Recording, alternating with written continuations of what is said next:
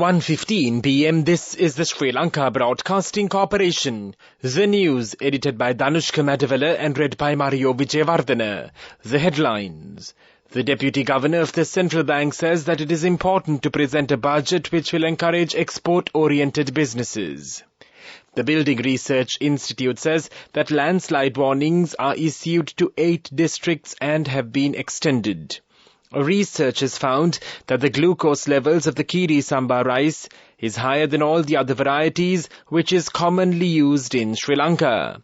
The Minister of Agriculture says that the present shortage of Kiri Samba rice is intentionally created and mill owners are hiding rice stocks. The Minister of Trade asserted that the necessary measures will be taken to seal all the warehouses that do not release sugar stocks. In foreign news, Gaza hospital crippled as fighting rages nearby. In sports news, the 45th match of the ICC World Cup 2013 will be held today between India and the Netherlands. The Deputy Governor of the Central Bank of Sri Lanka, Dharmadhira Singha, says that it is important to present a budget which will encourage export-oriented businesses. Joining the Subharati discussion program of the SLBC, the Deputy Governor said that this year's budget should be converted into a policy statement which includes clear program of medium and long-term plans. It is important to drive the country towards a program to decide the future, though challenging socio-economic situation. The Deputy Governor also said that now it is unable to continue the country to move forward as a welfare state. The Building Research Institute says that landslide warnings were extended to the Badulla, Kagalla, Ratnapura, Colombo, Hambantota, Kandy, Kurunegala, Matara and Kalutara districts. The Department of Irrigation adds that the flood warning issued to the Nilvala River is still effective. In the meanwhile, 2 people were injured after a mound of earth collapsed in line rooms in an estate in Haliala. The Assistant Director of the Badulla District Disaster Management, E.L.M. Udayakumara, says they are currently receiving treatment at the Badulla Hospital. 25 people from 5 families have been directed to safe areas. The Department of Irrigation says that 39 reservoirs are overflowing due to heavy showers. The Director of the Water Management of the Department of Irrigation, Sudarshani Vidhanapatrana, says that the sluice gates will be open to release 11,200 cubic feet of water per second to the Dadru Oya. She says that flood warnings were issued to the low-lying areas in the Nikabaratia, Rasanayakapura, Kobegane, Ingiriya and Panduvasanuvara areas. A research has found that the glucose level of the Kiri Samba rice is higher than all other varieties which is commonly used in Sri Lanka. The report was handed over to the Minister of Agriculture recently. There is a possibility of the increase of blood sugar levels after consuming Kiri Samba rice varieties. This may lead to an increase in the diabetes condition. The Ministry of Agriculture says that raw rice varieties with more bran are the rice varieties containing low sugar contents. The Minister also said that the present shortage of Kiri Samba rice is intentionally created and mill owners are hiding rice stocks. The Minister of Agriculture, Mahinda Amaravira, instructed the officials to motivate farmers to grow Kiri Samba varieties in this Maha harvesting season. This news broadcast comes to you from the Sri Lanka Broadcasting Corporation. Your next generation digital banking partner, People's Bank.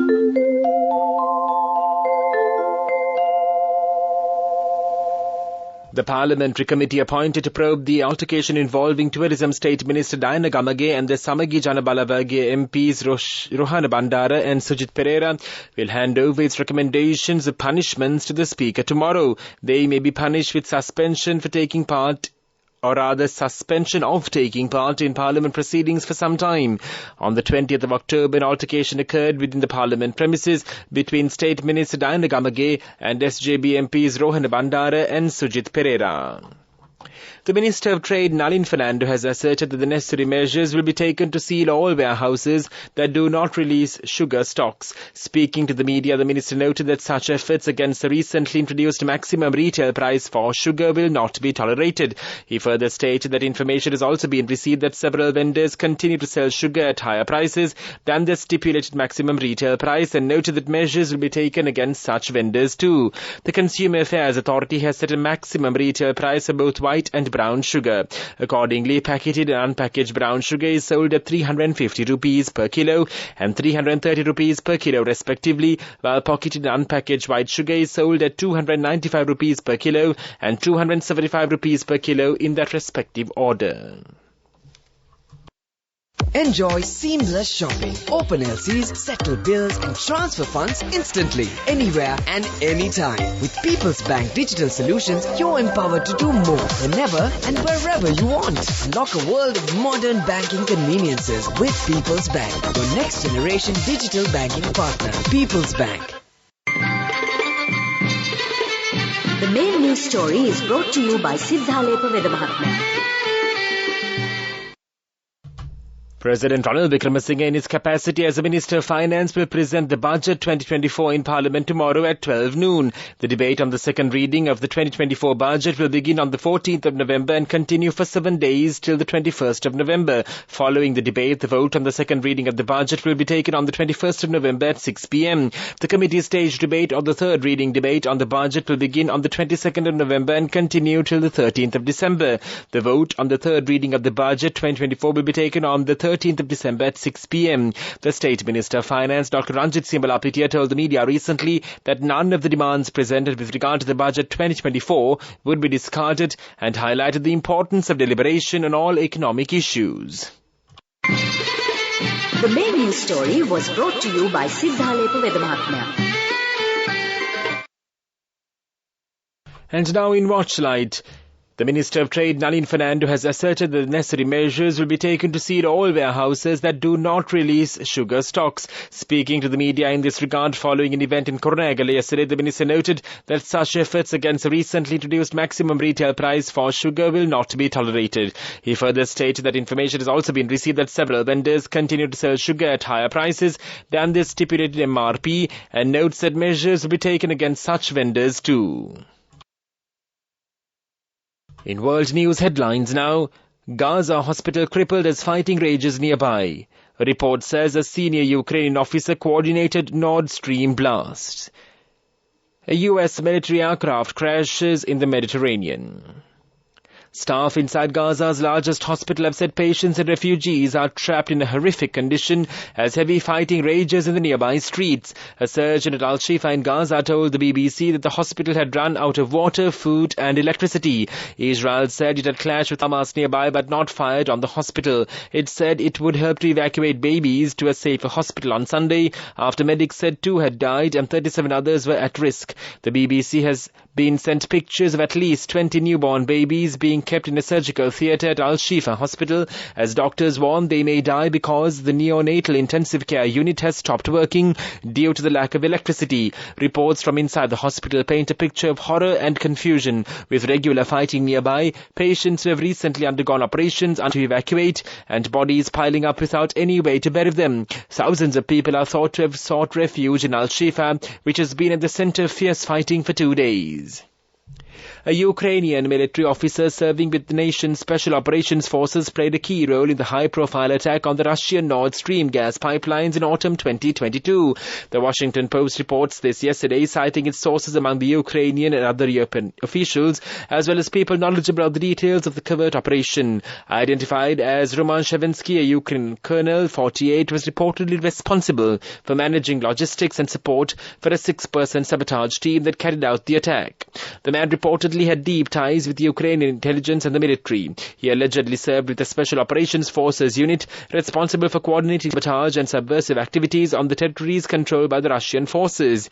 The officer also occupied senior positions in the Ukrainian military intelligence and the National Security Service and was personally close to key military and security leaders, the US media outlet said.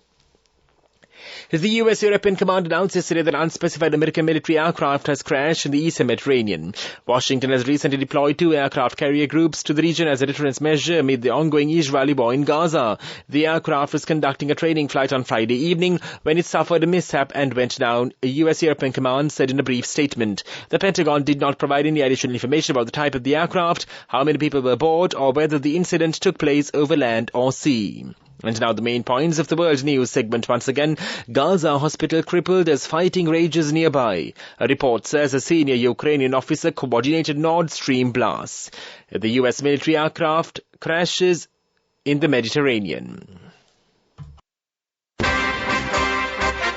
Development News.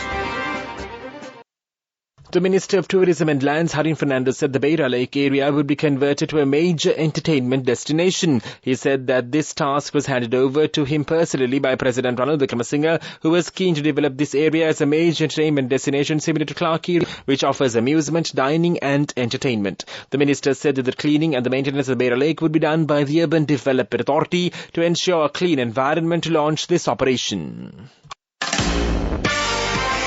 Moving on with sports news. The 45th match of the ICC World Cup will be held today between India and the Netherlands. The match will be played in Bengaluru and it will commence at 2:15 p.m. today. Meanwhile, the Sports Minister Roshan Ranasinghe told the media yesterday that Sri Lanka will appeal over its suspension from the International Cricket Council. This follows the ICC's move to suspend Sri Lanka cricket, citing government interference in its affairs. Minister Ranasinghe said there was no political interference in running Sri Lankan cricket. He regretted that the ICC move had been made apparently without any consultation with the government. Go ekak thiyana youth eකට life එකේ change එකට නියමෙට set වෙන්න ඇස් වහගෙන දැකපු වීන හැබැ කරන්න youth එකට නියමෙට set වෙන්න friendship එක මෙන්න. The all-new NSB Ithru Mithru account, NSB IAM, a plan for your dream. Business News, sponsored by National Savings Bank, the safest place for your money. South Asia's first revolving restaurant on a tower will open early next month on the 27th floor of the iconic Lotus Tower in Colombo. It will be operated by Citrus Leisure PLC, which won the tender to manage 3 floors of the tower following an agreement with the Colombo Lotus Tower Management Company Limited. They will also operate 2 banquet halls on the 26th floor and have some other entertainment options on the 25th floor. Citrus will also manage a kitchen in the basement and 6 suites on the 28th floor. The Director of Marketing, Citrus Leisure PLC, Mani Sukatpala, said that the revolving restaurant could accommodate 225 guests and will serve buffet and an a la carte menu on the request of local and foreign clients. Business News, sponsored by National Savings Bank, the safest place for your money. Go ekak thiyana youth එකට life එකේ change එකට නියමෙට set වෙන්න ඇස් වහගෙන දැකපු වීන හැබැ කරන්න youth එකට නියමෙට set වෙන්න friendship එක මෙන්න. The all-new NSB Ithru Mithru account, NSB IAM, a plan for your dream.